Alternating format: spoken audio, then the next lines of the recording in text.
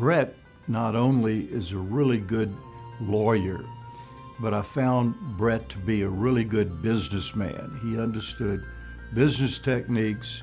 He understood what we needed to accomplish in a matter of this fundraising at University High School.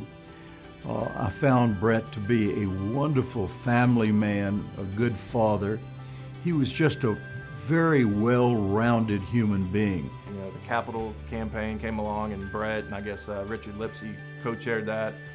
Not only were they able to build a fantastic new gymnasium with that money, they made other improvements around campus. Brett had the campaign well laid out. We initially had about a $4 million goal. And as the campaign wore on, we saw that we were doing very well. And so we eased the campaign goal up. And the more people that we called on, obviously, the more money we were raising. But Brett always had his sights set high. Before the capital campaign, basically, you know, U-High was not a huge school, and we had one gym for K through 12, but then they expanded each grade, you know, to around 100 students.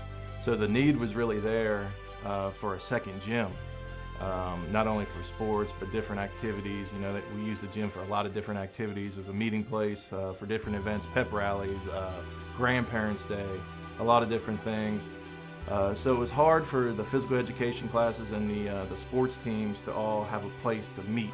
Brett had a way about him of reminding all of us that we needed to make our calls. Brett would be the first one to make his calls on this capital campaign, but he would remind each of us we had our calls to make, but he would be always the first one to make his calls. Now with two gyms, I mean, the practice times are just so much better. The middle school kids can get in there and practice and get home earlier to study. The same thing with the high school. The elementary has many more opportunities to get in there for practices, but especially for PE, for physical education classes.